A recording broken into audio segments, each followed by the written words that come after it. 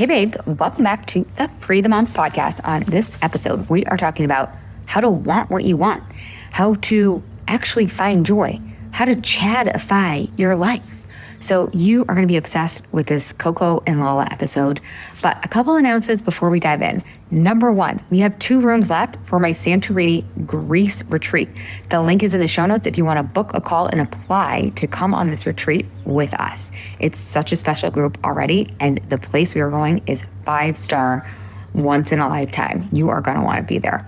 So head to the show notes, book a call with me, and let's see about going to Greece together.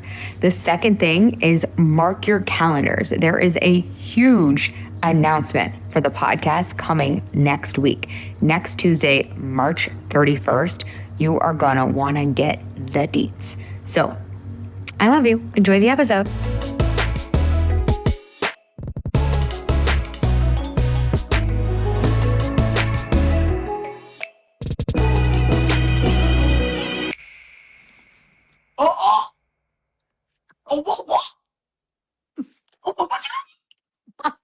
Are you the very good boy?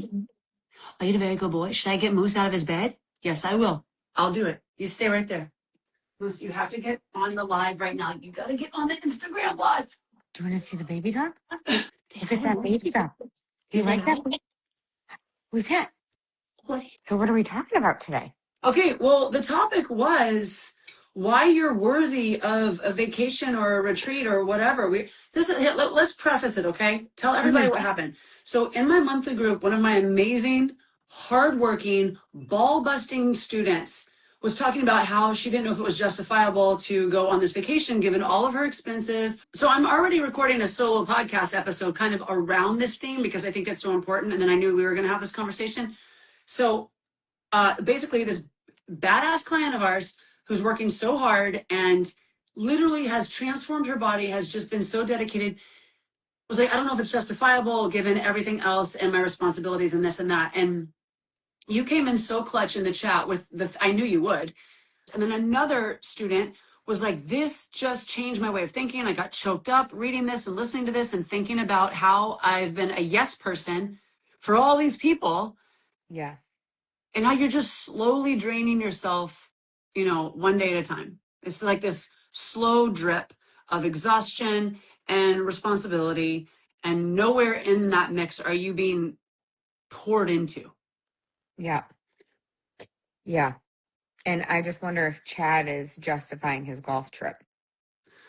Chad had time to go for a whole 4-day weekend.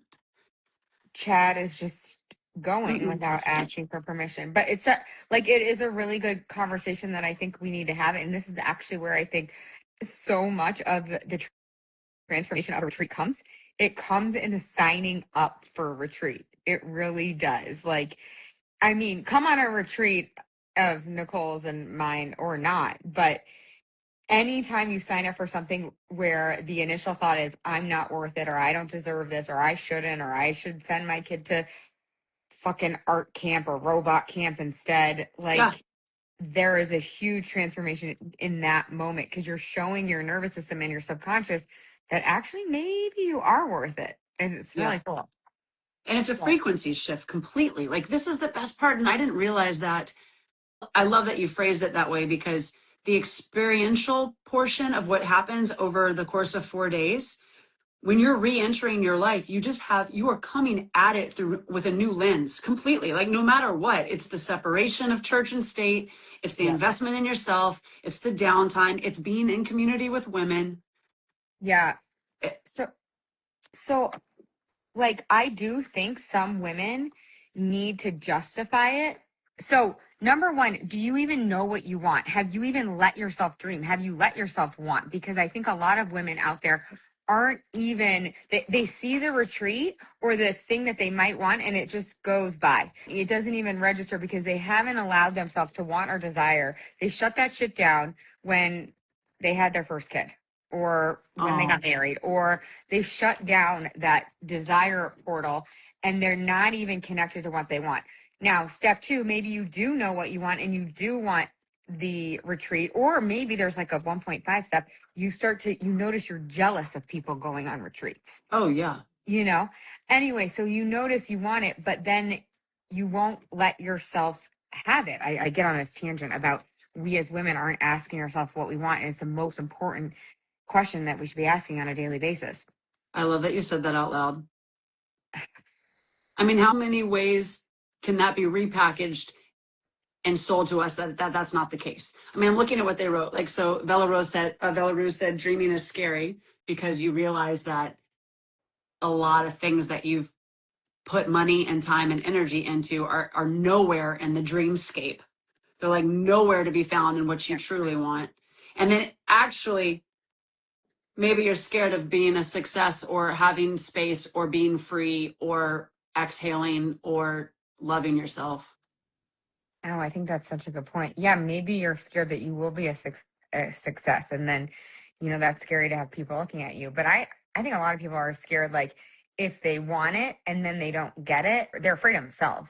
If they admit that they want X, whatever that dreamy thing is, to build their own business, to have the house with the Rocky Mountain view, to whatever, have their life partner, whatever, they're scared that if they admit that they want it and then they don't get it, then that's like super embarrassing and shaming. Yeah. It's not going to happen if you don't try. So let's and I love that you guys are commenting. This is way more fun. Oh, God, we're pulling muscles. I got so excited. Cars. It could be taken away, and it could happen, and then I have to rise to the new level. Yes, and you've always been okay. This is my favorite example. No matter what the situation is, if two people die, you're still okay. If you get the promotion, it's scary as hell, but somehow you rise to the occasion. You book the retreat, you go there, and it turns out you make new friends and you're supported and people see you in a new light, and then you see yourself in a new light. Like, there's so many alternatives. Yeah. It's like, but you have to live your life. Yeah. And it could fail. Like, I think that's where the most freedom comes, is like, yeah, it could fail. Sure. You could get a divorce and then decide not to date anybody and then not meet the love of your life.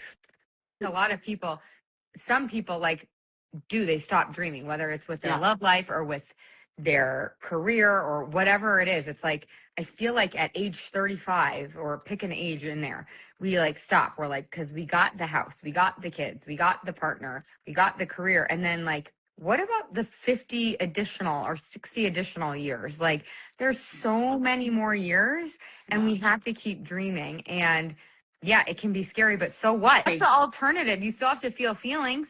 You want to be like a stale piece of bread feeling your feelings, or do you want to be like the colorful cupcake that's like, I'm feeling my feelings, and I did this, and I tried that, and this is a story, and that's a story. Yes. We think if we don't dream, we avoid rejection, we avoid shame, we avoid embarrassment, but you're still going to feel those feelings, or you're going to just be numb. And then what's the point, to your point about let's be a colorful, vibrant cupcake. I do think as women, the first retreat or the first thing, whatever it is that you want that you aren't allowing yourself to have. And if you don't want anything right now, please ask yourself every day, what do you want? What do other people have that you're jealous of? And can you let yourself start to want it? Then you notice, okay, I do want to go on this retreat, but I have to justify it. I'll give it to you. I think it's appropriate to figure out a way to justify it. I can't tell you all my clients, they come and tell me how they justified it, spending $5,000 on a weight loss coaching program. They all have these huge justification freaking spreadsheets. Not all of them. Some of them just sign up.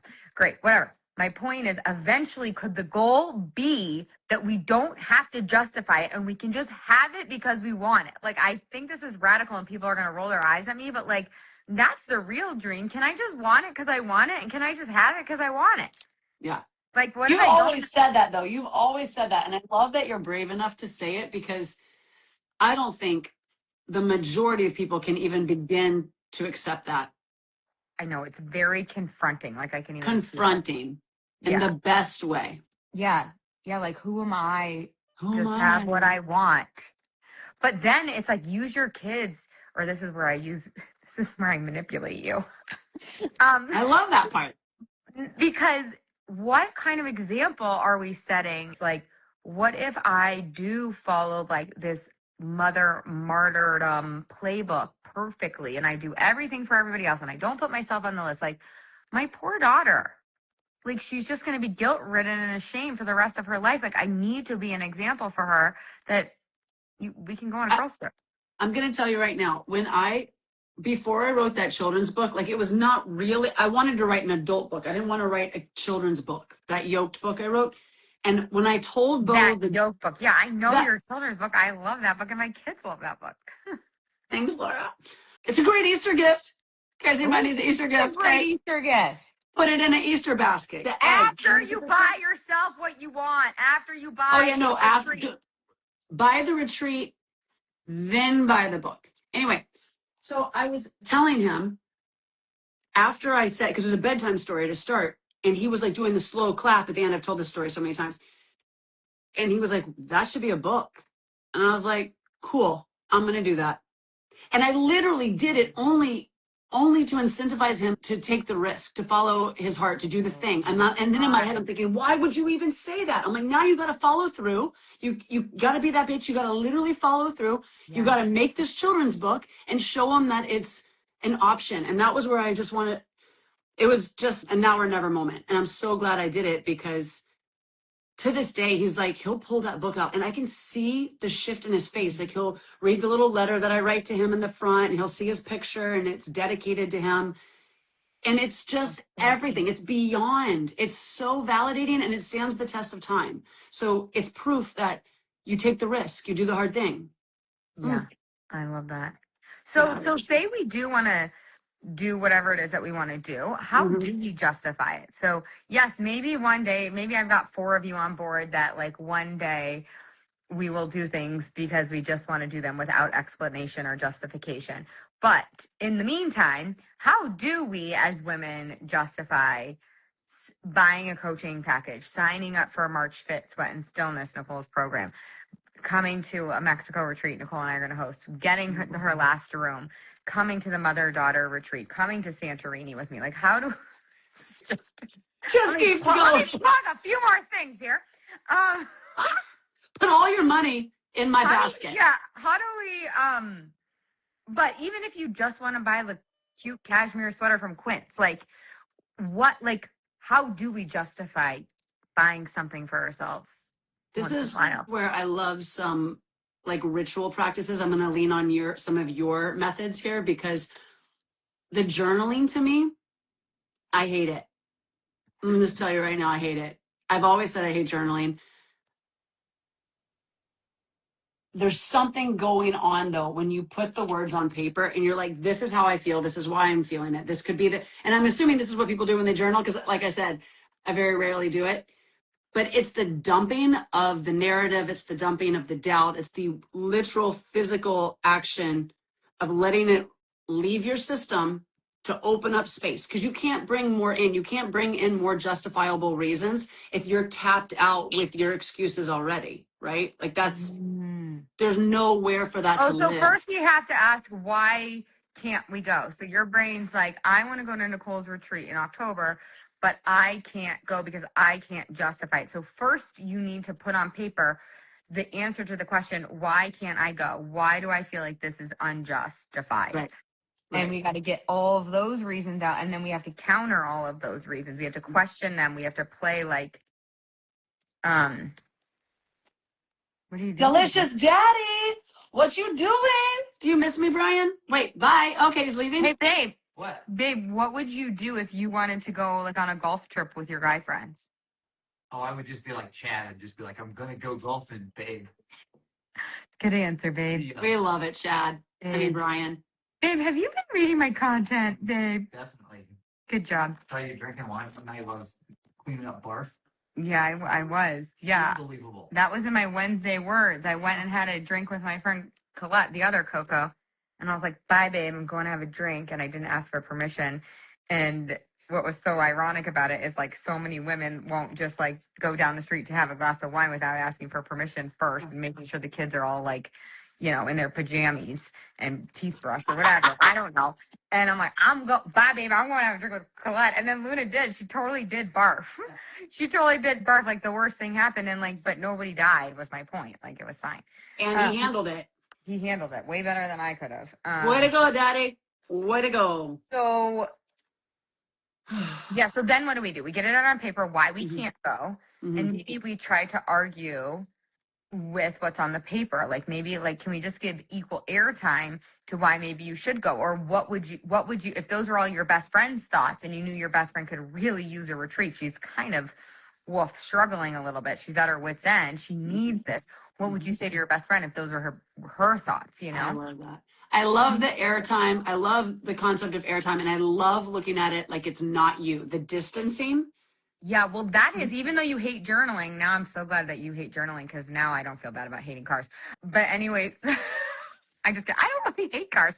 But anyways, so I think, yeah, equal airtime. Like just give yourself at least argue back, at least clap back. Oh, but about the journaling is like, you have to get it out on paper because if it's in your brain, it just keeps spiraling and you don't actually get anywhere. So talking or writing, it shows you that you are not your brain. It's just your brain's programming. And there really are two separate entities. And, you know, you talk about this all the time, which is like, or what we both do, right? Like there's you, capital Y, and then your brain that just thinks familiar, stupid ass thoughts. Sometimes they're good, but sometimes they're not. So let's question them. It's exactly like what's her face from the Olympics the other day. She's like so cool. She was talking all about how you're what?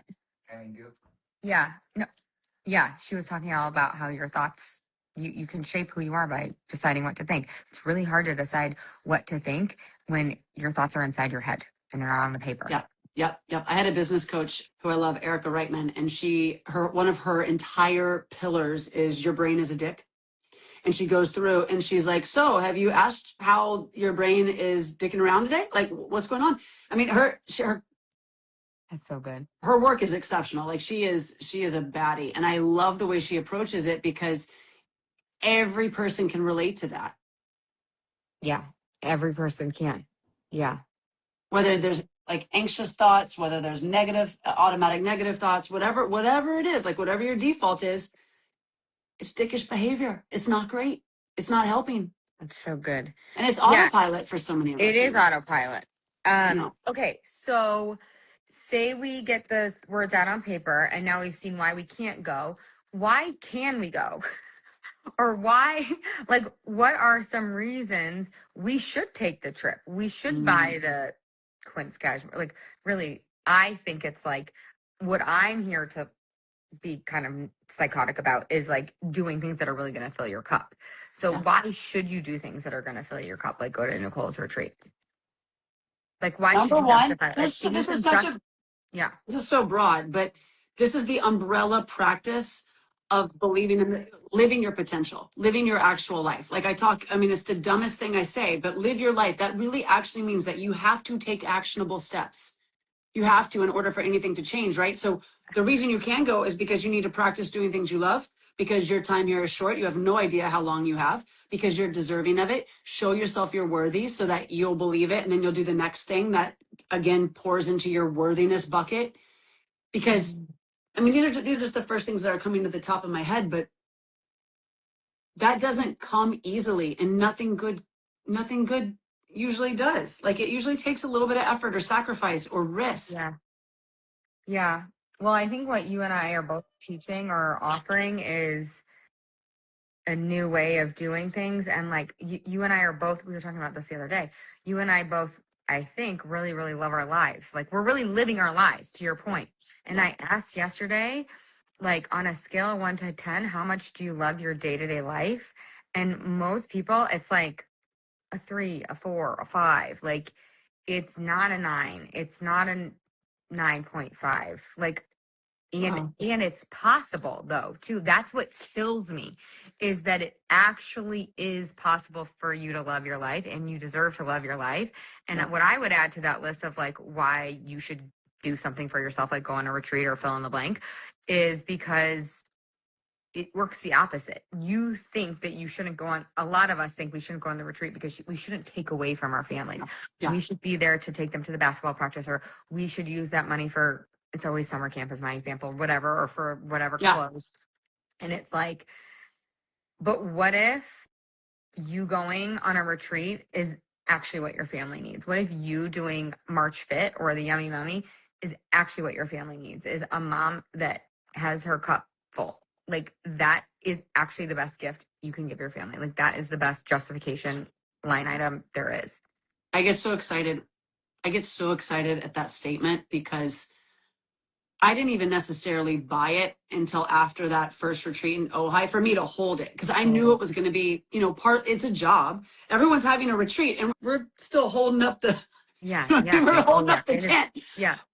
But I came back more motivated, clearer, happier, more self-assured, more excited about the next thing, more confident that the next one would be even better. And it was so life-giving. And I wasn't even there to like relax and breathe it in. I was just there to hold the space. And that did it. So it's like, if you're on the fence, imagine what 3 or 4 days or 5 days, however long your retreats are, imagine what can happen in that amount of time if you just believed you were worthy enough to take it. And that's just what it comes down to. Like the risk, just maybe a little baby risk. Yeah. Yeah. Like, and if you have a partner that's a dude, like, is he justifying his cup fillers? I don't know. Maybe, maybe not. But yeah, it's like, sounds obnoxious in that we've talked about it too, but, and I know you can share a similar story, but like, what was it the other day? Oh, I just had a hard week where my husband was like in Austria. I think, did we talk about this already? No, but I knew that. Oh, but he was there. And then my daughter was having some school stuff. And then my son was having school stuff and he was sick. And I had a big work week. It was just like everything at once. And I remember like looking like I wasn't actually looking at myself. I was sitting at my desk and I was like, hey, like, I actually am totally fine. I can totally handle this. And then I was like, why can't I handle this? And it really is like, because I fill my cup. That's really why. And I really felt totally like patient, which is like my least favorite way of being. And I really could like be there for my kids, which is, again, that is always my area of improvement, is like parenting and being patient. And so it's just really cool, because then you start to see the compounding effects of you, but you have to take that leap of faith first. You have to trust us first, and then you start to build the proof, and you're like, oh yeah, I do need this. My family actually needs me to be this instead of a shell of myself. Oh, and then I want to just comment on the other thing you said in the chat. Was it in the chat? Where you leaving town, it was for my client, who we're not naming, where she was like, no, I'm holding all this up for everybody. And you were like, what if you gave everybody the gift of showing up for themselves by you taking, your hands off the pot, off the stove, and just removing yourself to show these other people, A, they're capable, B, they can do it, C, you don't have to carry the weight of the world. Like, the lie is real. The program is there. It's not your fault.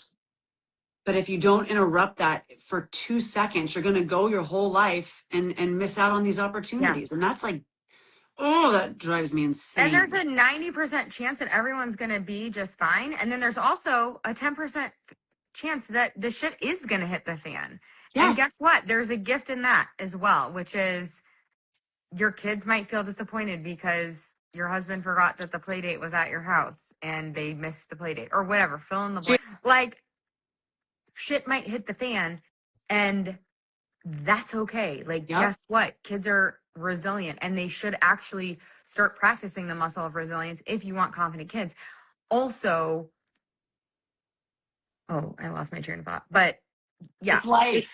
It's life, and it doesn't actually matter in the grand scheme of things, but your cup filling does. Yeah. I think a lot of us, and it comes back, maybe it's our next episode, it comes back to like people pleasing and perfectionism. We're so tightly attached to the way it's done. Just let your people do it their way and watch that nobody dies. And in fact, it could be a gift. It might suck, but that's okay too. You're going to learn either way. You're going to learn something one way or the other. Oh my God, goodbye. Love you. I love you. Oh, by the way, you guys, so Nicole and I are thinking about doing a retreat next January or February in Mexico at Palmaya House of Aya, however you say that. So let us know if you're interested, because I already got 2 DMs. We have two interested people. Oh, sold out, guys. Sorry. Sold out. Okay, love you, Nicole. I love you. Okay, I love bye. You. I love all of you. I love all parts of you. All parts of you. All of it. Yep, the whole freaking thing. package. The whole congruent Kit and caboodle body bowl. Bye.